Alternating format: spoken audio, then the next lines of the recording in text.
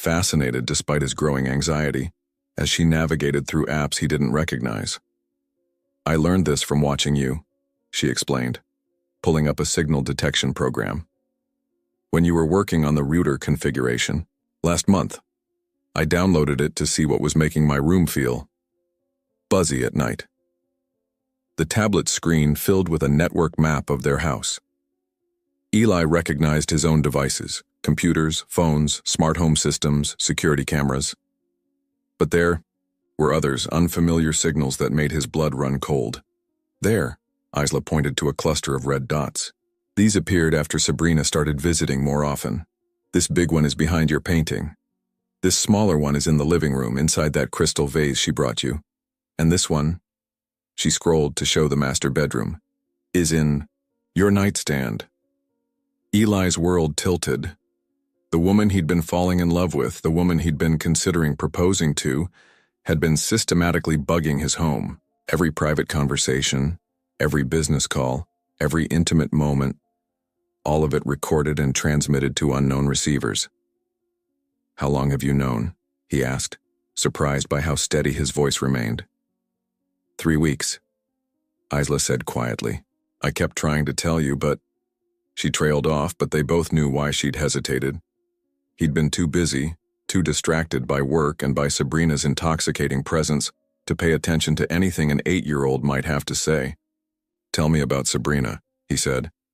"What have you seen her do?" Isla's expression grew serious, taking on that watchful quality he now realized meant she was remembering everything with perfect clarity. Children who'd been through the foster system learned to pay attention to details adults missed. Their survival had once depended on reading the signs correctly. "She comes here when you're not home sometimes," Isla began. "She has a key, but she always acts surprised when I see her, like she forgot I'd be here. She says she's cleaning or organizing, but she never actually cleans anything." Eli's hands clenched into fists. He'd given Sabrina a key 3 months ago, a gesture that had felt romantic and significant at the time. She'd cried when he'd presented it to her, saying no one had ever trusted her like that before. "She goes through your office," Isla continued, "not just looking around but photographing things. She has this tiny camera smaller than a phone. I saw her take pictures of papers on your desk, and she always puts them back exactly where they were." "What else?" "She asks me questions." Isla's voice grew even quieter. "About your schedule, about when you work late, about your friends. She makes it seem like she's just being nice, trying to get to know me better. But foster kids learn to recognize when adults are fishing for information." The words hit Eli like physical blows. Every casual conversation, every seemingly innocent question Sabrina had asked about his work, his business relationships, his daily routines, it had all been intelligence gathering. And she'd been using Isla, an 8-year-old child who'd already been abandoned and betrayed by the adults meant to protect her, as an unwitting source. "There's something else," Isla said, her brown eyes meeting his directly. "I think someone else is helping her." "What do you mean?" "Miles comes by sometimes when you're traveling. He and Sabrina meet in your office. They whisper a lot and look at papers together. Last week I heard him say something about making sure the timeline matches the product launch. Miles Wren, Eli's CFO and one of his oldest friends. They'd built the company together from nothing, shared dreams and struggles and victories. If Miles was involved, Eli's rational mind tried to reject what Isla was telling him. These were extraordinary accusations against people he trusted, people he loved. But the evidence was mounting and he couldn't ignore the sophisticated surveillance equipment she'd detected throughout his home. "Isla," he said carefully, "why didn't you just ask me about the devices? Why did you investigate? On your own?" She looked down at her tablet, suddenly seeming very young. "Because adults don't usually believe kids, especially kids like me. And because..." She paused, struggling with something. "Because I thought maybe you already knew. Maybe it was part of your security system, and I was being paranoid." The admission broke something inside Eli's chest. This brilliant, observant child had been carrying the weight of this discovery alone for weeks, uncertain whether to trust her own perceptions or the adults around her. She'd been protecting him while simultaneously protecting herself from the disappointment of not being believed. "I believe you," he said firmly. "And I'm sorry I didn't listen sooner." Isla's smile this time was radiant. "So what do we do now?" For the first time in their 6 months together, Eli looked at Isla as a partner rather than a responsibility. Her insights had already proven more valuable than those of his entire security team. Her careful observation and technological aptitude had uncovered a sophisticated espionage operation that could have destroyed everything he'd built. "Now," he said, "we figure out exactly what they're after, and we stop them." Trust is earned in moments like these. Think about a time when someone surprised you with their wisdom or strength. The next morning arrived gray and drizzling, matching the weight of secrets that now filled Eli's house. He'd spent the night staring at the ceiling, his mind churning through implications and possibilities, while Sabrina slept peacefully beside him. Every breath she took felt like a lie, every unconscious touch like a betrayal. Isla found him in the kitchen at dawn, dark circles under his eyes as he mechanically stirred coffee he wouldn't drink. She was already dressed for school, her small backpack slung over her shoulder. But her expression suggested she hadn't slept any better than he had. "We need help," she said without preamble, settling onto the bar stool across from him. "I've been thinking about it all night. If Miles is involved, we can't trust anyone from your company. And if Sabrina suspects we know, she might destroy evidence or disappear." Eli marveled again at this child's clarity of thought. At 30, he'd built a multi-million-dollar empire through strategic thinking and calculated risks. But Isla, at 8 years old and with no formal training in business or espionage, had immediately grasped the essential problem they faced. "Who do you suggest?" he asked, genuinely curious about her perspective. "Josephine," Isla said without hesitation. "She's been with your family since before you started the company. She sees everything that happens in this house, but people treat her like she's invisible. And—" Isla paused, suddenly looking uncertain. "She's the only adult who's ever really listened to me here?" Josephine Chen had been the Monroe family's property manager for 15 years, ever since Eli's parents had first hired her to maintain their estate. When they died in a car accident 5 years ago, Eli had kept her on, partly out of loyalty, and partly because she ran his household with quiet efficiency that freed him to focus on his business. At 69, Josephine had seen 3 generations of Monroes through their triumphs and disasters. More importantly, as Isla had noted, she was one of the few people who treated the 8-year-old like a person rather than a project. "Josephine, it is," Eli decided. "Can you ask her to meet us in the library after school? Tell her it's important, but don't say why over the phone." Isla nodded solemnly, understanding the implications of operational security better than most adults. She slipped off the bar stool and headed toward the door, then turned back. "Eli?" Her voice was smaller now, vulnerable in a way that reminded him she was still just a child carrying an enormous burden. "What if we're wrong? What if Sabrina really loves you, and there's some other explanation?" The question revealed both her intelligence and her heart. Even after everything she'd observed, even with the evidence she'd gathered, Isla was still hoping she might be mistaken. She wanted the adults in her life to be trustworthy, wanted the family she'd found to be real and safe. "Then we'll figure that out too," Eli said gently. "But Isla, your instincts have been right about everything so far. Don't doubt yourself now." That afternoon, the 3 of them gathered in Eli's home library, surrounded by shelves of books that represented decades of accumulated knowledge and wisdom. Josephine listened without interruption as Isla and Eli laid out their discoveries, her weathered hands folded calmly in her lap, her dark eyes sharp and alert behind wire-rimmed glasses. When they finished. She sat quietly for a long moment, processing everything they'd told her. "I've been wondering about Miss Sabrina for weeks," she said finally, her accented English precise as always. "Little things that didn't quite add up.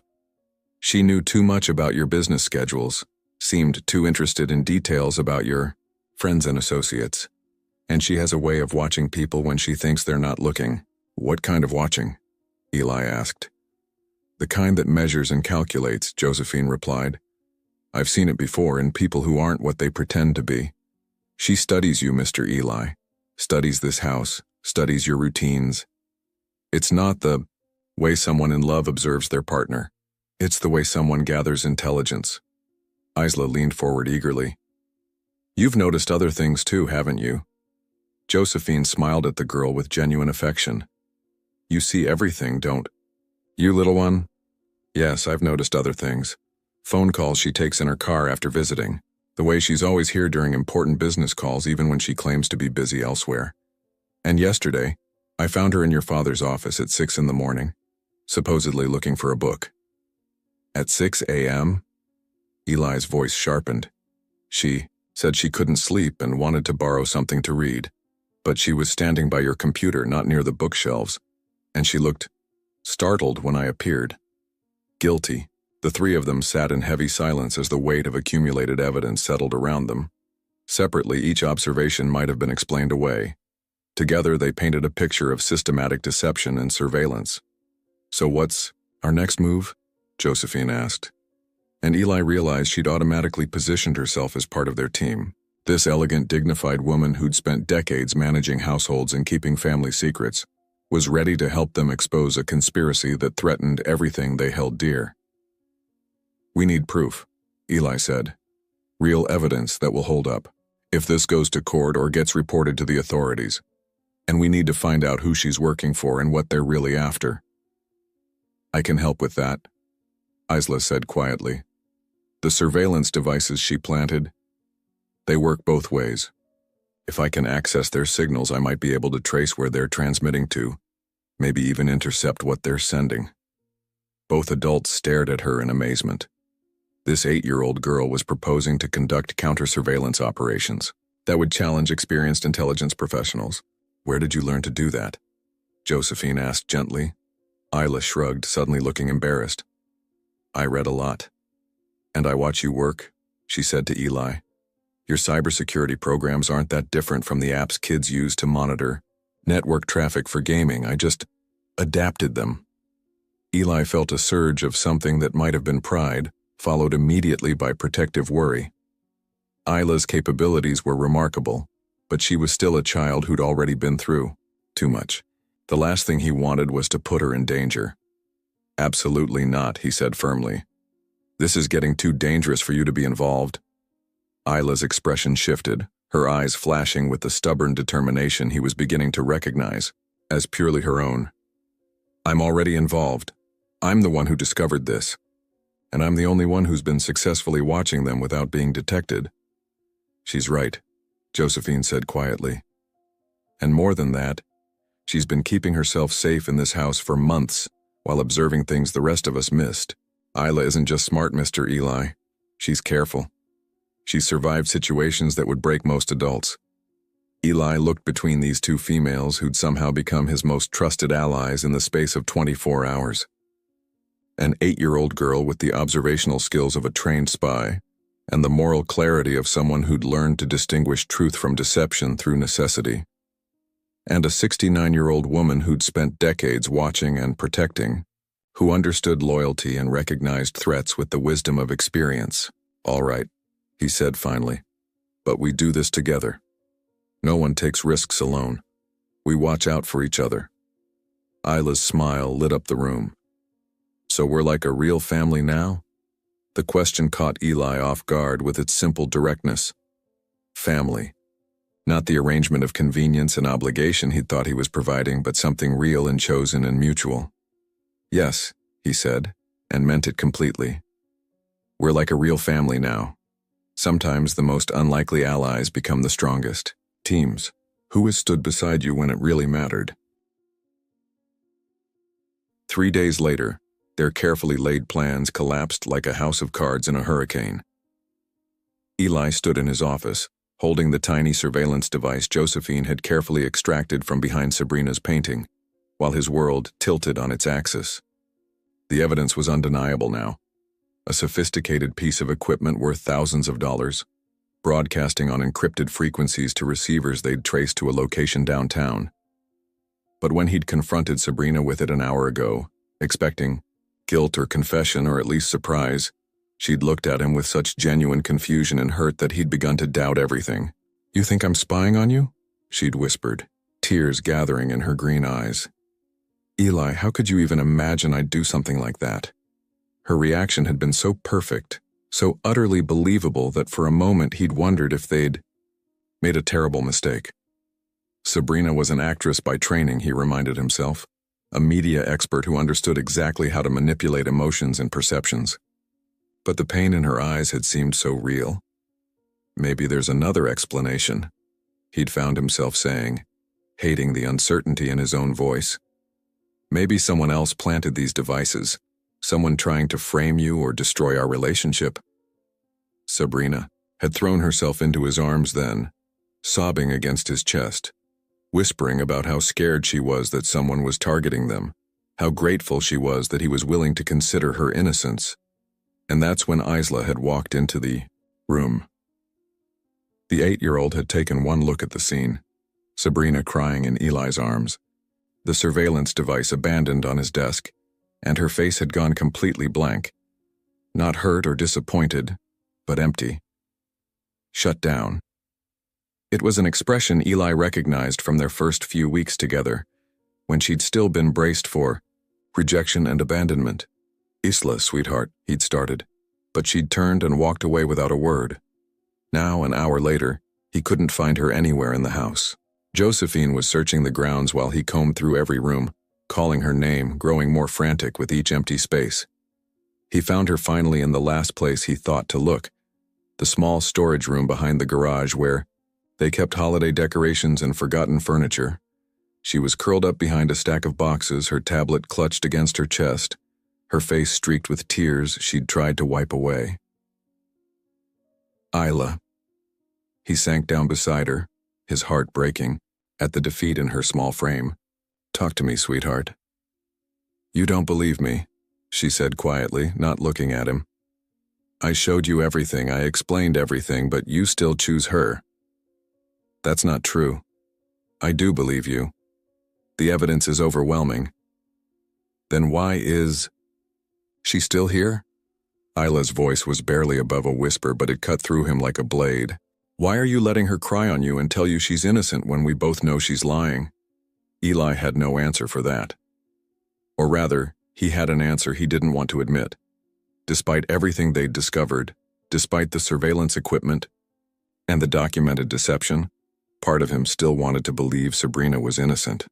Part of him was still susceptible to her tears and her explanations and the intoxicating possibility that this was all some terrible misunderstanding. "Adults are complicated," he said lamely. "Sometimes we want things to be true even when we know they're not." Isla finally looked at him, and the disappointment in her brown eyes was devastating. "I thought you were different. I thought you actually listened." "I am listening. I did listen." "No," she said with the terrible clarity of a child who'd been let down too many times. "You listened to what I said, but you didn't believe it was more important than what you wanted, just like all the other adults." She was right, and they both knew it. Eli had spent his entire adult life making hard decisions based on evidence and logic, cutting ties with people who threatened his business or betrayed his trust. But when it came to Sabrina, when it came to his own emotional needs and desires, he'd wavered. He'd allowed doubt to creep in, not because the evidence was weak, but because accepting it would mean losing something he desperately wanted to keep. "You're right," he said quietly. "You're absolutely right, and I'm sorry." Isla studied his face with those two wise eyes. "Are you sorry enough to do something about it?" "What do you mean?" "I mean Sabrina is still in our house right now, probably, planting more devices or stealing more information while we're out here talking. I mean Miles is probably getting a report from her tonight about how successfully she handled your suspicions. I mean they're going to keep doing this until they get whatever they came for, and then they'll disappear and leave us with nothing." Eli felt something shift inside his chest, a hardening of resolve that reminded him why he'd been successful in business for so long. Isla was right. While he'd been wrestling with his emotions and hoping for impossible explanations, the people who'd betrayed them were probably making their final moves. "What do you need me to do?" he asked. "I need you to trust me," Isla said simply. "Not just believe me, but actually trust me enough to let me help catch them. I've been working on something while you were figuring things out." She opened her tablet and showed him a screen full of data streams and network traffic that looked like something from his own cybersecurity programs. "I've been monitoring their communications for the past 3 days. They're planning something big for tomorrow night, something called final extraction that involves your prototype algorithm." "How do you know all this?" "Because I hacked their surveillance system," Isla said matter-of-factly. "The same way they've been watching us, I've been watching them." "And Eli?" Her voice grew harder, more determined than any 8-year-olds should ever need to be. "They're not just stealing your algorithm. They're planning to destroy your reputation by making it look like you sold it voluntarily. Miles has been preparing documents that make you look like a willing collaborator." The final piece of the puzzle clicked into place with crystalline clarity. This wasn't just industrial espionage. It was character assassination designed to destroy him completely while enriching his enemies. And he'd almost let it happen because he'd been too emotionally compromised to trust the one person who'd been trying to save him. Eli looked at this remarkable child who'd been abandoned by multiple families, who'd learned to read deception and betrayal in adults' faces as a survival skill, who'd used her pain and experience to develop instincts that had already saved him once. "I trust you," he said, and this time he meant it completely. "What's the plan?" Isla's smile was fierce and determined. "We're going to give them exactly what they want, and when they take it, we're going to be ready. The hardest lessons come when we realize our hearts and our minds are telling us different things. Have you ever had to choose between what you wanted to believe and what you knew was true?" The truth came in fragments over the next 18 hours, each piece more damning than the last. Josephine found the first breakthrough while sorting through financial records she'd quietly been investigating. Miles Wren, Eli's trusted CFO and supposed best friend, had received 3 separate wire transfers totaling $200,000 over the past 6 months. The money had come from shell companies ultimately traced to Apex Industries, Eli's biggest competitor in the cybersecurity market. "He's been selling you out from the beginning," Josephine told Eli grimly as they huddled around her laptop in the library. "Every business strategy, every client meeting, every product development timeline, he's had access to all of it, but it was Isla who uncovered the scope of their betrayal. Using techniques that impressed even Eli's professional paranoia, she'd managed to decrypt portions of the communications between Sabrina and her handlers. What they revealed was a conspiracy more sophisticated and cold-blooded than any of them had imagined. "Look at this," Isla said, pulling up intercepted text messages on her tablet. "Sabrina isn't just some corporate spy they hired. She's been working for Apex for 3 years, specializing in what they call intimate infiltration of target executives." Eli's blood turned to ice as he read over her shoulder. The messages discussed Sabrina's previous assignments: a defense contractor in D.C., a pharmaceutical executive in Boston, a tech startup founder in Seattle.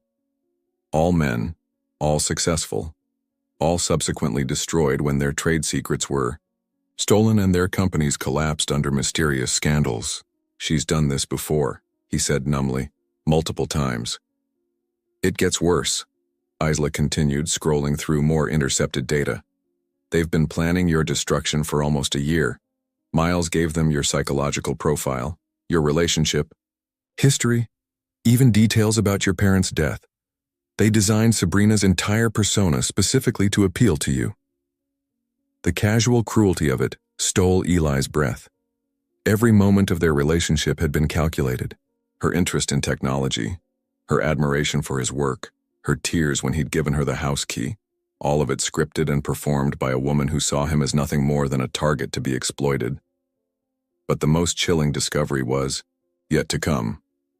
"Tomorrow night's extraction isn't just about stealing your prototype," Isla said, her young voice heavy with understanding far beyond her years. "They're going to frame you for corporate espionage. Miles has been creating a paper trail that makes it look like you've been selling secrets to foreign competitors for months. When the FBI raids your office tomorrow, they'll find evidence that you're a traitor to your own country." "What evidence?" Eli asked, though he dreaded the answer. "Forged documents in your handwriting. Bank accounts opened in your name with suspicious deposits. Communications with overseas buyers that look real enough to fool investigators." Isla's eyes met his directly. "They're not just stealing from you, Eli. They're going to destroy your life so completely that even if you prove your innocence, eventually no one will ever trust you again." Eli sat in stunned silence as the full magnitude of the trap became clear.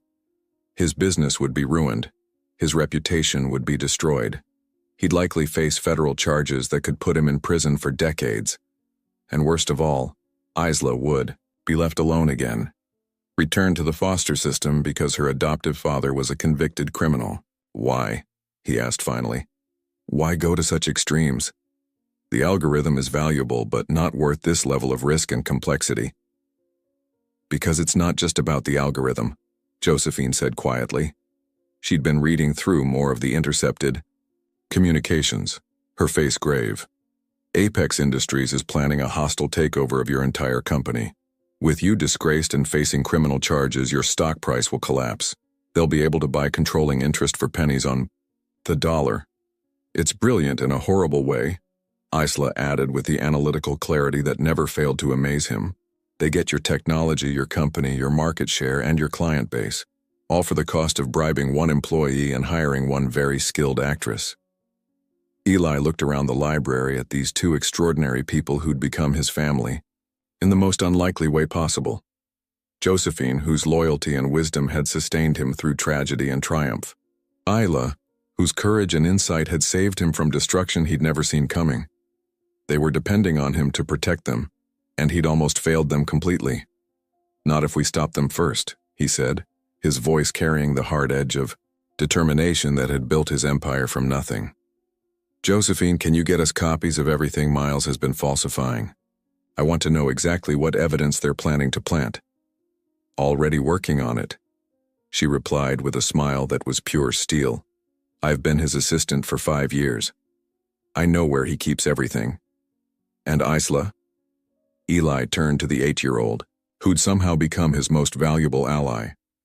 "How much can you intercept of their communications without them detecting you?" "All of it," she said confidently. "They're using encrypted channels, but they're not expecting to be monitored by their own surveillance equipment. I can see every message, every plan, every backup strategy they've prepared." "Then here's what we're going to do," Eli said, feeling the familiar thrill of a chess game where he finally understood his opponent's strategy. "We're going to let them execute their plan exactly as they've designed it. But when they reach for the prize, they're going to find we've set a trap of our own." "What kind of trap?" Isla asked, her eyes bright with anticipation. Eli's smile was sharp as a blade, the kind that turns predators into prey. "Tomorrow night, when they think they're destroying me, we're going to destroy them instead. And we're going to make sure the whole world knows exactly what they tried to do." For the first time since this nightmare began, Eli felt like himself again. Not the love-struck fool who'd been manipulated by a beautiful woman, not the betrayed friend who'd been sold out by his business partner, but the strategic thinker who'd built something from nothing and wasn't about to let anyone take it away. The game was far from over. In fact, it was just beginning. Justice rarely comes easy, but it's always worth fighting for. When have you had to stand up against people who underestimated your strength? The next evening arrived with the weight of destiny hanging in the air like storm clouds before lightning strikes.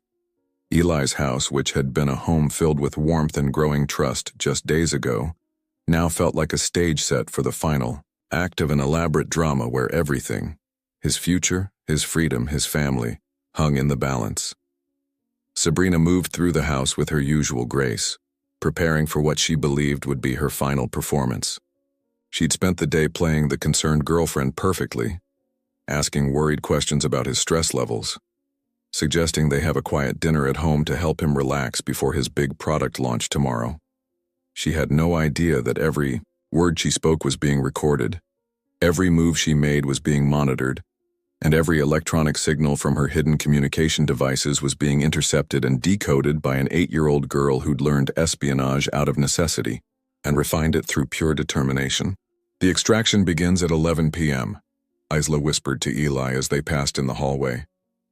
Miles will create a distraction by triggering the fire alarm at your office building. While security is focused on that, Sabrina will download the final algorithm files and transmit them to the overseas buyers. And the frame job? Already in motion. The FBI has received an anonymous tip about suspicious activity in your accounts. They're planning to raid your office at 9 a.m. tomorrow morning, just after the technology transfer is complete. Eli marveled, again at the sophistication of their enemies' planning. Every detail had been carefully orchestrated to ensure maximum damage with minimal risk to themselves. If Isla hadn't detected their surveillance, if she hadn't trusted her instincts and kept investigating despite being dismissed by adults, the trap would have been perfect. But they had detected it. And now the hunters were about to discover they'd been hunting something far more dangerous than they'd anticipated. At 10:30 p.m., Eli made his move. "I'm going to check on some files at the office," he announced to Sabrina, who was curled up on the couch with a book, the picture of domestic contentment. "I know it's late, but I want to review everything one more time before tomorrow's presentation." Sabrina's eyes flickered, just for an instant, with something that might have been excitement. "Of course, darling. You know how important this is. I'll just stay here and finish my book." "Actually," Eli said, as if the thought had just occurred to him, "why don't you come with me? I could use the company and you always make me feel more confident." For a split second, Sabrina's mask slipped. Eli caught a glimpse of calculation behind her loving smile, the rapid mental adjustment as she weighed the implications of this unexpected invitation. "I'd love to," she said finally, "but I'm feeling a bit tired. Besides, you work better when you're not distracted by me." She accompanied this with the sultry smile that had captivated him for months. "You're probably right," Eli agreed, leaning down to kiss her forehead. "I'll be back in a few hours." He left through the front door, making sure she heard his car start and drive away. But instead of going to his office, he circled back through the woods behind his property and slipped into the house, through the basement entrance Josephine had left unlocked for him. From the hidden observation post they'd set up in the unused maid's quarters, Eli, Isla, and Josephine watched Sabrina spring into action with the efficiency of a trained operative. The moment she was certain Eli was gone, her entire demeanor changed. The soft, loving girlfriend disappeared, replaced by a focused professional who moved with predatory purpose. She retrieved a sophisticated laptop from the hiding place she'd created in the guest bathroom, connected it to Eli's home network, and began what was clearly a well-rehearsed process of data infiltration. "She's good," Isla whispered admiringly. "Watch how she's bypassing the security protocols. She must have been studying your system for months." "Not good enough," Eli replied grimly. "She's downloading from the decoy server we set up this afternoon. Every file she's stealing is either worthless or contains tracking malware that will lead us straight to her buyers." Meanwhile, Josephine monitored communications from Miles, who was indeed at Eli's office building, preparing to trigger the fire alarm that would provide cover for Sabrina's activities. His text messages to his Apex handlers revealed a man convinced he was about to become wealthy beyond his dreams. At 11:15 p.m., everything went according to the conspirators' plan. The fire alarm at Eli's office building created chaos, as security teams responded to what appeared to be a genuine emergency. Sabrina completed her download and began transmitting the stolen files to encrypted servers overseas. Miles prepared to plant the forged evidence that would frame Eli for treason.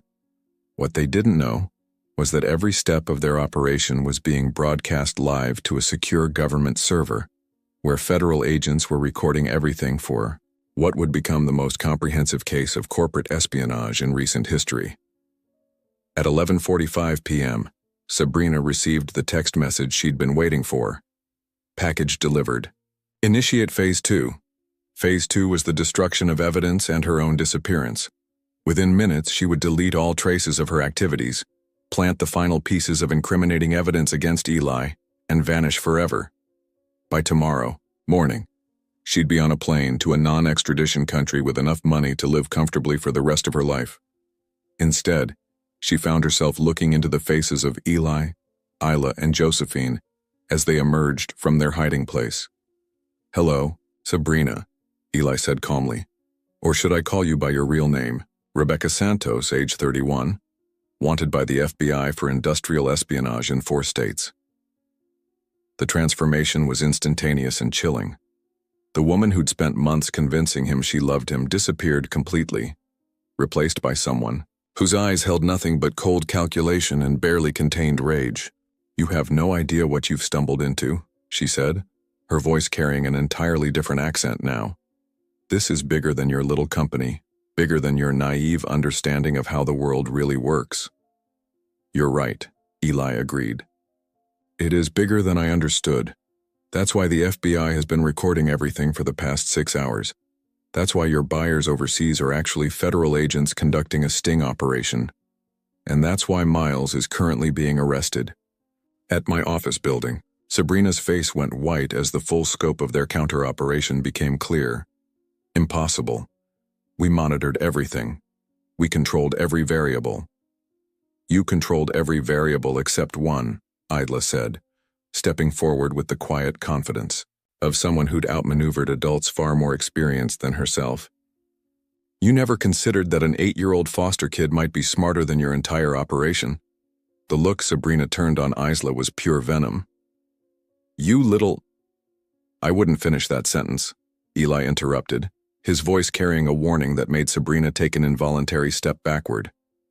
"You're talking to the person who saved my life and exposed your entire criminal network. Show some respect." Outside, the sound of sirens grew louder as federal agents surrounded the house. The trap that had taken months to set was finally springing shut, not on Eli, but on the people who'd tried to destroy him. Justice, Eli reflected, sometimes came in the most unexpected packages. The most satisfying victories are the ones where the underestimated rise up to protect what matters most.